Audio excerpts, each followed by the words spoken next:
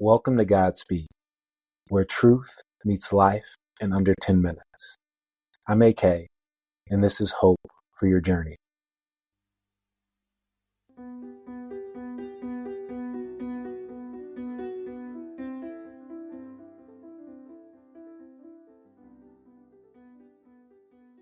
A seesaw doesn't work with one person, and a good hug has never only had one participant.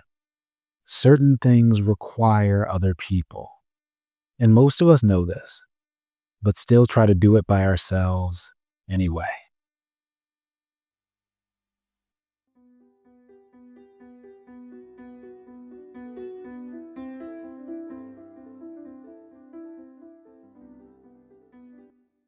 Today, we're reading from some wisdom literature called Ecclesiastes. It was written by Solomon, who was said to be one of the wisest people who ever lived. So the entire book is his reflection on life. What works, what doesn't, what matters, what's meaningless. He's seen it all, tried it all, and sharing what he's learned. And in this passage, he's talking about one of life's most fundamental truths: people. This comes from Ecclesiastes chapter 4, verses 9 through 12. Two people are better off than one, for they can help each other succeed. If one person falls, the other can reach out and help. But someone who falls alone is in real trouble. Likewise, two people lying close together can keep each other warm. But how can one be warm alone? A person standing alone can be attacked and defeated, but two can stand back to back and conquer. Three are even better, for a triple braided cord is not easily broken.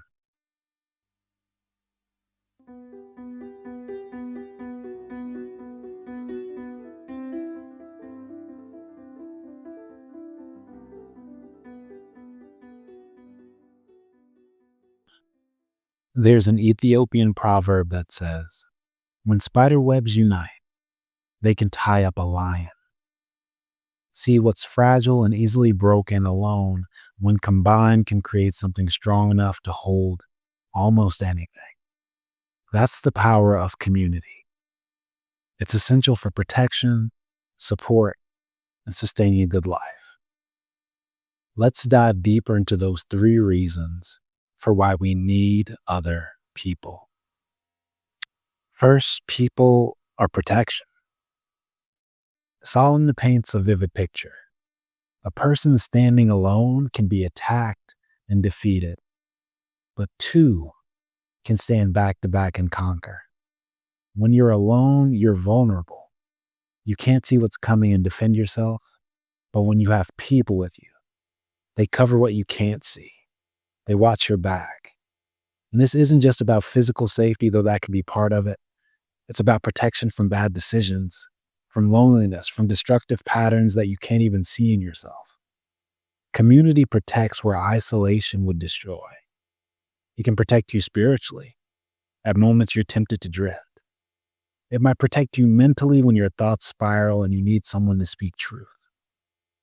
But it's hard to be protected by people you haven't let in or have pushed away. If you keep everyone at arm's length, if you don't let anyone close enough to know what's really going on, you're standing alone. And standing alone means you're vulnerable. Next, people are support. Solomon says if one person falls, the other can reach out and help.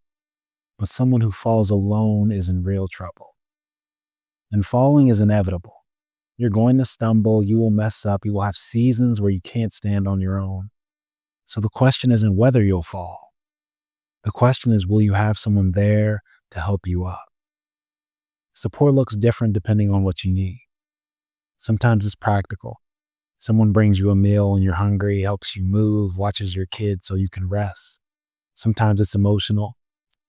That person who sits with you in the hard moments. Other times it's encouragement, someone who can recognize and advocate for the potential in you when you've lost sight of it yourself.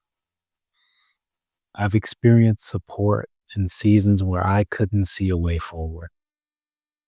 And it was in the form of people that wisdom and resources showed up. The things I needed, even when I didn't know I needed them. That's what community does. It holds you up when you can't hold yourself. And here's the other side. Community isn't just about what you receive. It's about what you contribute. You have to learn to show up not only when you need something and disappear when things are good. Sustainable community requires mutuality, reciprocity, and sacrifice because people need people. And finally, community is essential to sustaining a good life. This is about long-term endurance because you can make it alone for a season, but that will never sustain over the long haul. An interwoven life where you're connected to others, where your life is braided together with people who know you, challenge you, support you, and walk with you. That's what creates the strength that can last. And I actually learned this lesson pretty early from playing basketball. I remember being on an AAU travel team, playing in some of the best tournaments all over the country. And it wasn't usually the team with the best individual players who won consistently. It was the best team, the group that played together, trusted each other, and functioned as a unit. In team sports and in life, an individual could excel alone, but actually to the detriment of everyone else.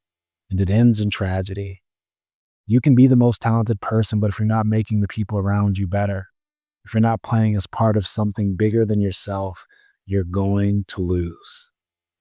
So as you think about community, don't just think of yourself as an individual recipient. Think of yourself as a contributor to its overall success and well-being. Your life is a strand in the cord.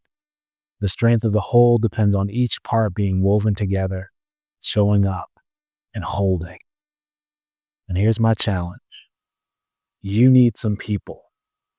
Not superficial connections, not people who you only see when it's convenient. You need people who know you, who will protect you, who will support you, and who you can do the same for. You need your life braided together with others who are committed to the long haul.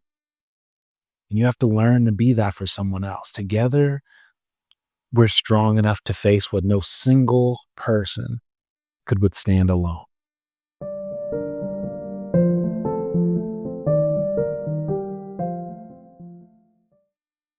God, give me some people who know you. Help me stop trying to do life alone. Show me that I'm made for community. Amen. I will always love you how I do. Let go of a prayer for you, just as we were.